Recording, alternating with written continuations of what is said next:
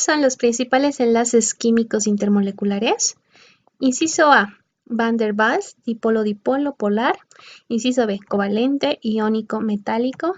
Inciso C, apolar, fuerzas de dispersión de London. Inciso D, interacción cation-pi, covalente polar. Inciso E, ninguno de los anteriores. Bueno, todos sean bienvenidos a este tercer capítulo que se denomina Enlaces Químicos. Mi nombre es Andrea y hoy les voy a hablar de algo un poco complejo quizá, pero muy fácil de aprender si uno explica bien. Bueno, antes de empezar, quiero aclarar ciertas cosas para introducir bien este tema.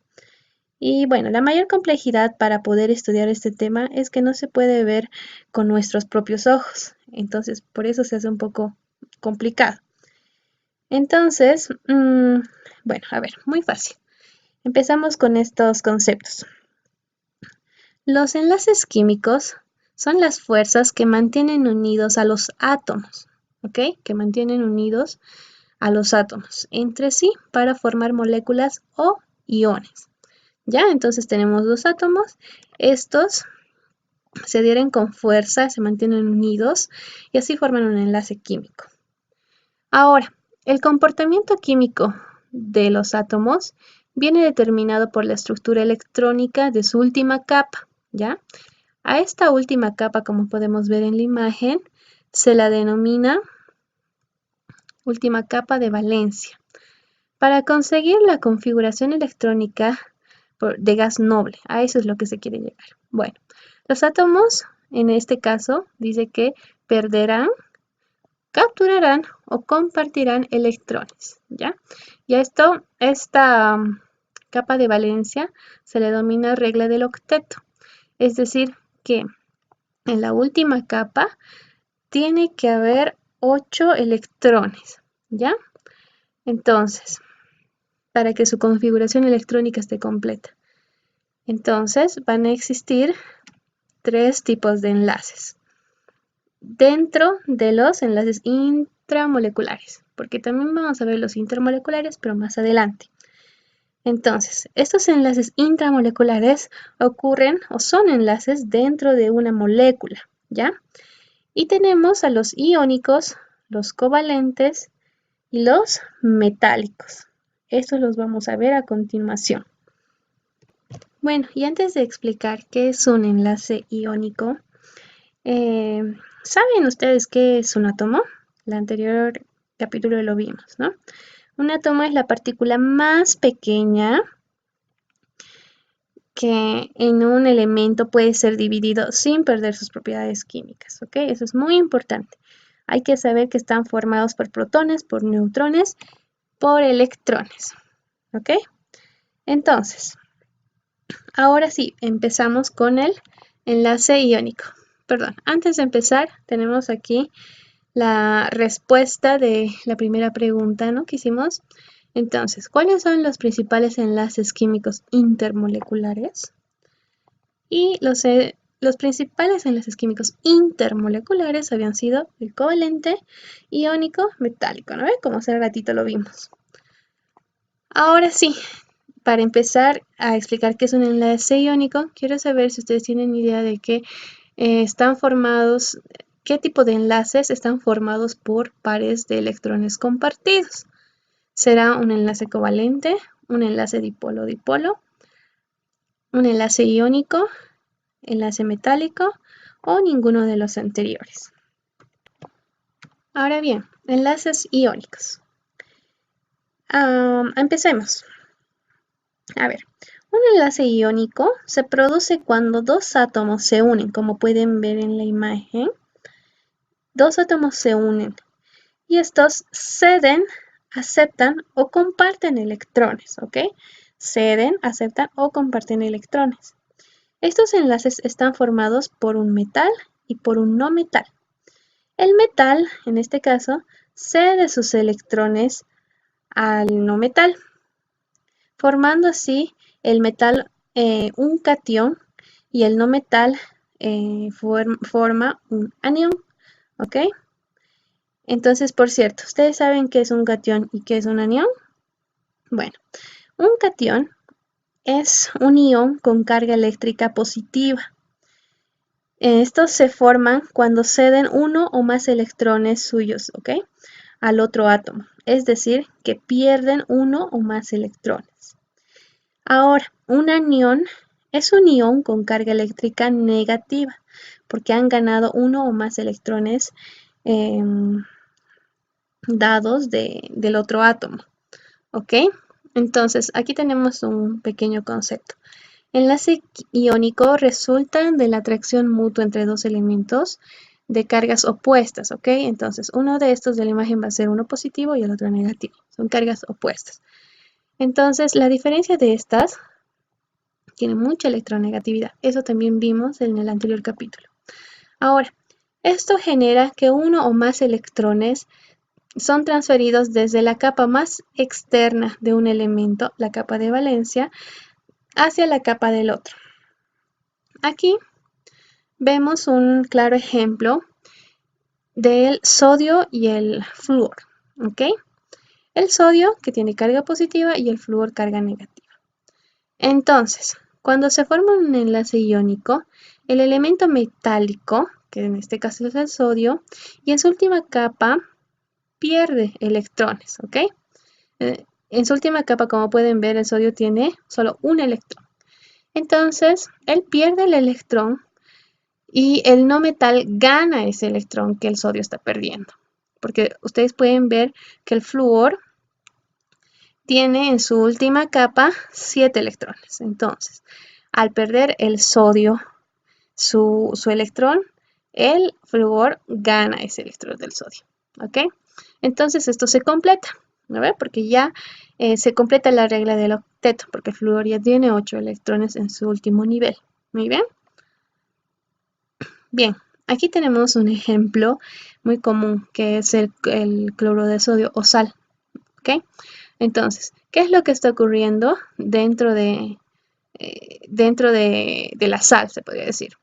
¿Qué es lo que ocurre? El cloro de sodio no está formado por moléculas de cloro de sodio ni de sodio más cloro, ¿ok? Sino que cada ion se rodea del máximo número posible de iones con carga de signo contrario. Ya hemos visto que era ion y cation, ¿no ve? Ya, entonces. A ver, ¿dónde estamos? Sino que cada ion se rodea del máximo número posible de iones con carga de signo contrario, originando así una red cristalina eléctricamente neutra, ¿ok? Este es el tipo de red cristalina que se origina en los enlaces iónicos. Ahora, aquí tenemos una pequeña imagen donde tenemos un martillo que intenta golpear a estos iones. ¿Qué es lo que pasa? Estos enlaces iónicos son duros, aunque frágiles, o quebradizos se podría decir, ya que al golpearlos se distorsiona la red enfrentándose del mismo signo, ¿ok? Enfrentándose a iones del mismo signo, lo que produce repulsiones entre ellos y se pueden partir en láminas. ¿Han visto? O sea, toda esa capa de sal, si nosotros la movemos, pues estas son frágiles, ¿no ve? Y se distorsiona esa red, esta red que vemos en morado y verde. Ahora, también podemos ver que estos tienen elevados puntos de fusión y ebullición. Estoy hablando ahora de las propiedades, ¿ok? Entonces, como les decía, tiene elevados puntos de fusión y ebullición, ya que se necesita mucha energía, es decir, calor, para debilitar o romper la red, por lo que a temperatura ambiente son sólidos, ¿ok? Esas son las temperaturas del enlace iónico. Bueno, estos también solo son solubles en disolventes polares. ¿A qué se denomina polar? Por ejemplo, el agua, el alcohol, un disolvente, ¿ok? Cada ion, en este caso, vamos a ver el ejemplo del cloruro de sodio. Cada ion va a atraer al polo de carga opuesta del disolvente, ¿ok? En este caso, vamos a hacer de cuenta, aquí en el ejemplo tenemos agua como disolvente y tenemos el sodio y el cloro, ¿ve? Entonces, cada ion atrae al polo de carga opuesto del disolvente. Si esta fuerza es mayor que las fuerzas atractivas entre los iones de la red, el sólido se va a disolver. También se puede justificar en términos energéticos. ¿Me entienden, no? Si nosotros tenemos más cantidad de agua, esta solución de cloruro de sodio se va a disolver, ¿verdad? Ok. Ahora, vamos a ver qué son los enlaces covalentes. Ahora bien, los enlaces covalentes están formados por pares de electrones compartidos. ¿Ok? Entonces, hagan de cuenta, tenemos dos átomos y estos están compartiendo electrones. Un átomo puede completar su nivel de energía exterior, o sea, su última capa, compartiendo electrones con otro átomo. En los enlaces covalentes, el par de electrones compartidos forma un orbital nuevo, que se llama orbital molecular, ¿ok? Que envuelve a los núcleos de ambos átomos. Ahora vamos a ver con unas pequeñas gráficas para que me entiendan mejor. Los compuestos covalentes pueden presentarse en cualquier estado de agregación, ya sean sólidos, líquidos o gaseosos, ¿ok? Son malos conductores del calor y la electricidad y tienen temperaturas de fusión y ebullición relativamente bajos. Aquí tenemos un ejemplo sobre el cloro que se va a unir con el hidrógeno. El cloro, en su última capa, podemos contar que tenemos 7 electrones en su última capa. Y para que se cumpla la ley del octeto, el hidrógeno, que tiene un electrón en su última capa, cede este electrón del hidrógeno al cloro. Entonces, ya se forma una molécula que lo denominamos ácido clorhídrico, ¿ok? Entonces, aquí podemos ver cómo estos dos átomos, el cloro y el hidrógeno, comparten los electrones, ¿ok? Y este compartimiento, habíamos dicho que se llama orbital molecular, ¿ok? Están compartiendo los dos, como pueden ver el hidrógeno y el cloro. Se llama orbital molecular, ese nombre recibe. Bien, entonces, los enlaces covalentes se pueden clasificar en diferentes clases también, como se muestran a continuación. Entonces, un enlace covalente se divide en un número de enlaces, coordinado dativo, polaridad. Nosotros vamos a ver, nos vamos a enfocar en el número de enlaces, ¿ok? Dentro de estos están el sencillo y el triple, perdón, el múltiple. Y dentro del múltiple el doble y el triple. Y bueno, un ejemplo en la vida real de compuesto covalente, podemos ver aquí en la gráfica las sustancias moleculares, porque habíamos dicho que están en los 3 estados de agregación de la materia, ¿verdad?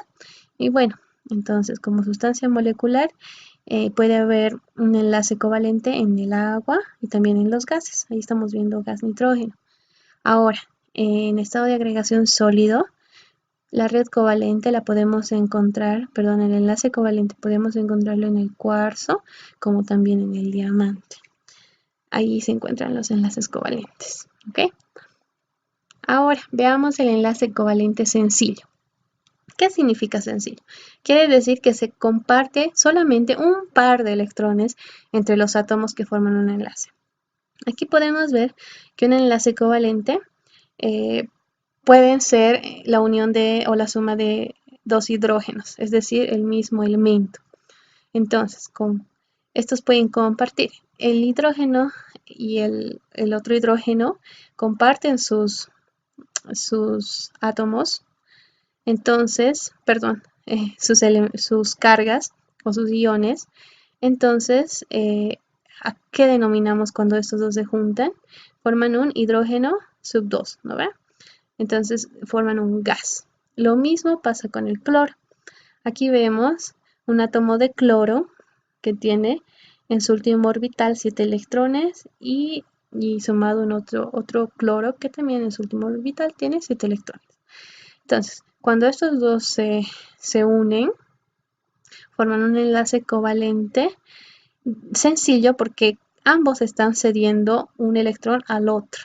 Están como, sí, ¿no? Cediendo, compartiendo. Entonces así se forma una molécula de cloro, como conocemos, ¿no? Cloro sub 2. Está bien, así. Ahora veremos los enlaces múltiples. Y estos se comparten dos o tres pares de electrones entre los átomos que forman el enlace. ¿Ok? Ya habíamos visto de la molécula de hidrógeno, también ahora vemos la molécula de oxígeno.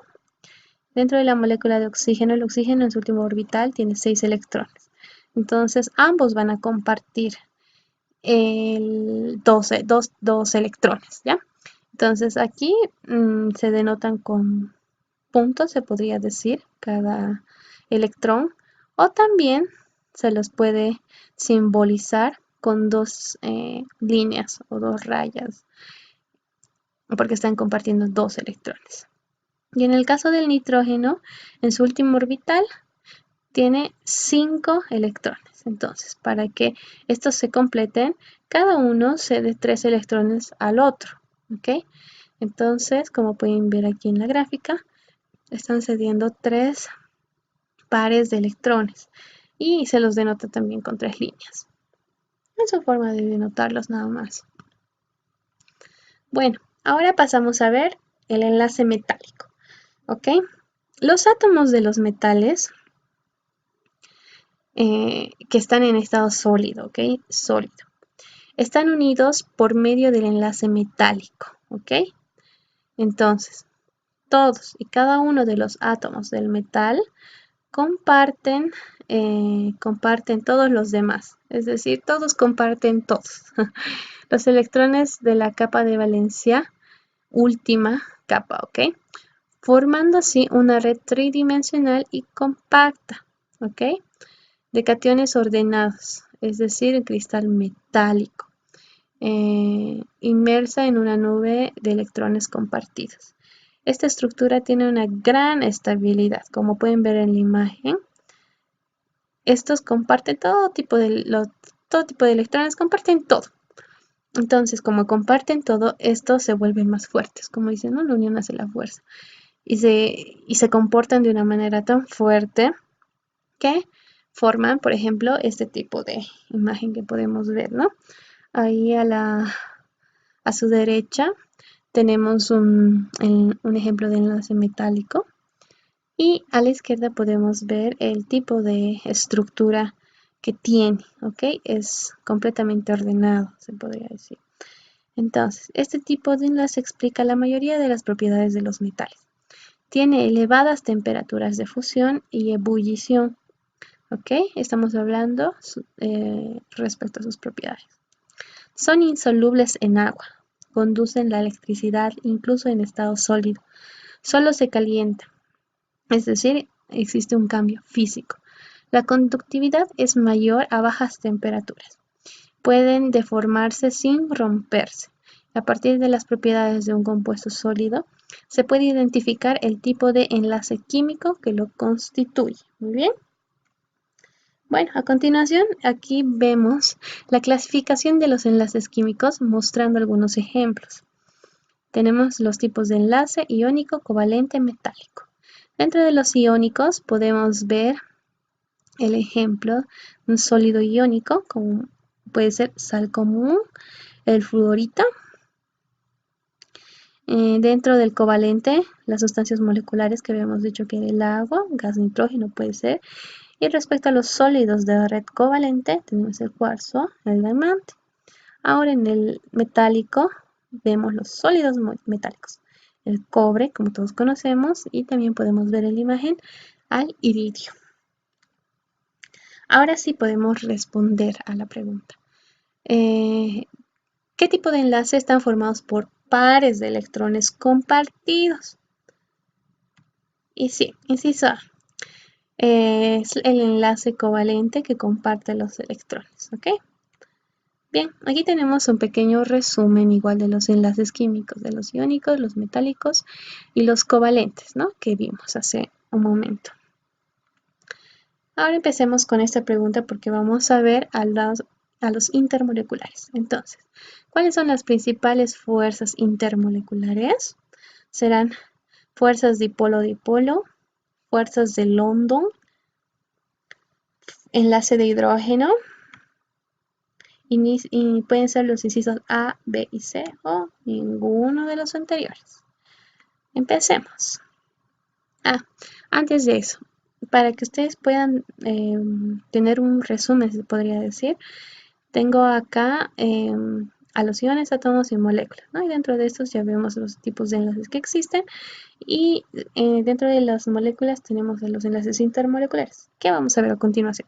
Esta tablita sí les va, esta imagen sí les va a ayudar a hacer un breve resumen de todo este capítulo de enlaces químicos. Entonces, podemos qué son las fuerzas intermoleculares, ¿ok? Son fuerzas de atracción electromagnética que actúan entre las moléculas o entre regiones ampliamente distantes de una macromolécula, ¿ok?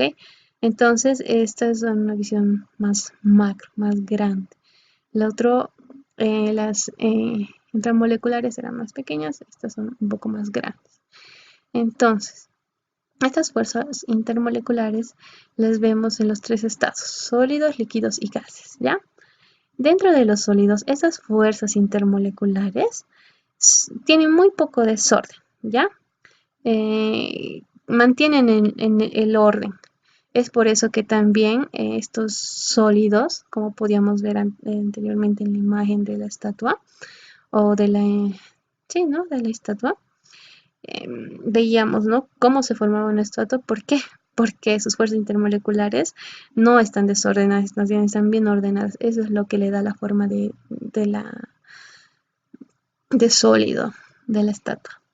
Ahora, ¿qué ocurre con las fuerzas intermoleculares en el estado líquido? Aquí el desorden es moderado, ¿ok? Las moléculas están en contacto.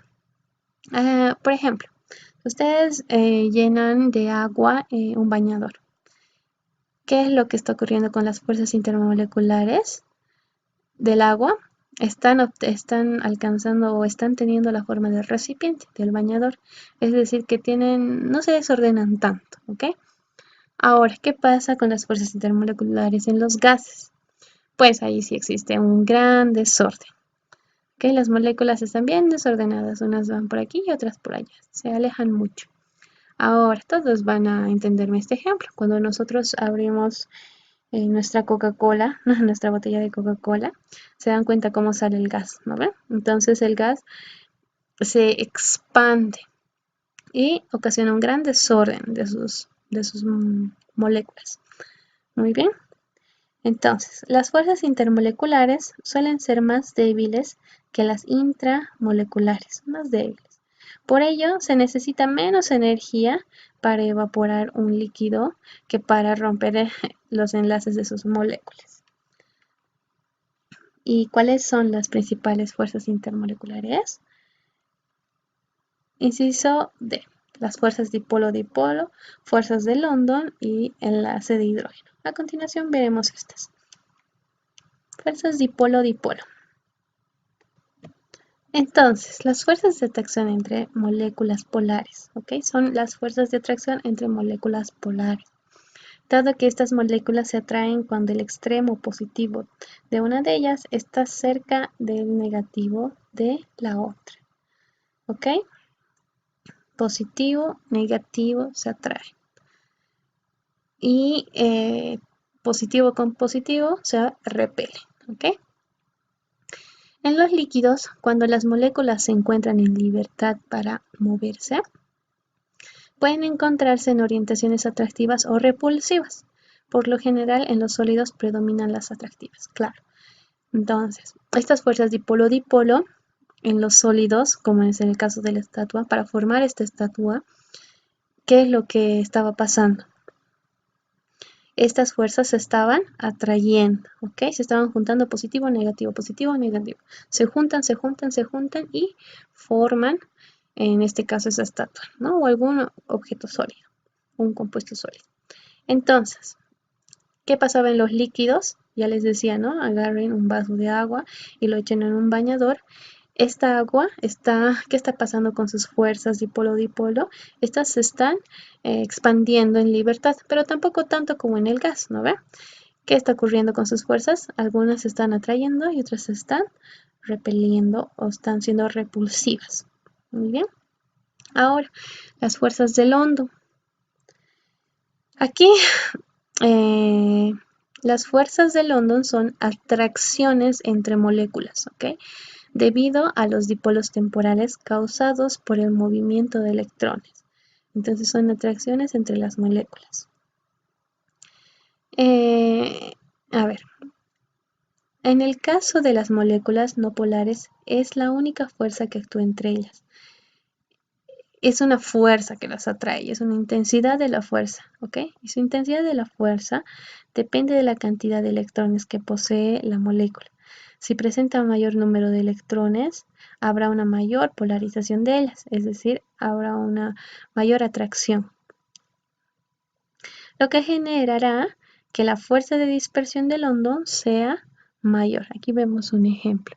Ahora también estas actúan entre cualquier tipo de moléculas, pueden ser los polares y los apolares. Dentro de las, no vamos a ahondar mucho entre polares y apolares, pero aquí vemos una imagen donde tenemos una molécula y a sus extremos están existiendo mayor cantidad de electrones, ¿no ve?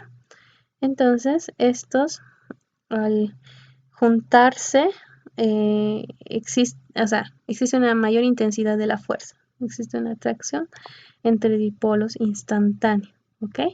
Se atraen. Ahora, bien, vamos a ver la siguiente preguntita.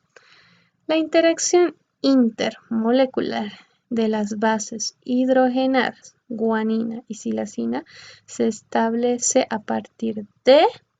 Bueno, esta es una pregunta que sí puede entrar al examen. ¿Qué es la guanina y la silacina? Seguramente esto lo van a ver en la parte de biología y tiene que ver mucho con la composición del ADN, ¿ok? Entonces, esta unión, ¿ok? Que es hidrogenada, que se denominan guanina y silacina, están unidas por un enlace, ¿ok?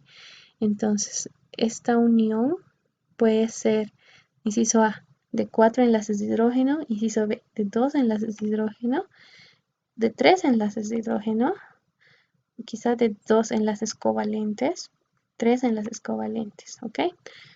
¿Cuál de esas será? Para eso vamos a ver el enlace de hidrógeno. Muy bien. Entonces, este enlace de hidrógeno es un tipo de fuerza dipolo-dipolo, como habíamos visto anteriormente. Pero, sin embargo, en esta interacción interactúa una molécula que presenta hidrógeno en su estructura, ¿ok? El hidrógeno. Con otra que presenta un átomo con una elevada electronegatividad. Puede ser este átomo el oxígeno, un átomo de oxígeno, flúor, nitrógeno, ¿ok? Entonces, estos, oxígeno, flúor, nitrógeno, tienen elevada electronegatividad. Ahora, de esta manera, entre el hidrógeno que presenta una baja electronegatividad y el átomo electronegativo, se establece una interacción debido a sus cargas opuestas, como habíamos dicho, ¿no ve? Las fuerzas dipolo-dipolo se atraen porque son opuestas, uno positivo y el otro negativo. Entonces, es lo mismo que ocurre acá, lo que provoca que estas fuerzas sean más fuertes. Este tipo de interacción se da, por ejemplo, entre las moléculas del agua, el ácido sulfúrico, el amoníaco. Entonces, aquí en la imagen vemos a la guanina y citosina en la parte derecha de la imagen, ¿ya?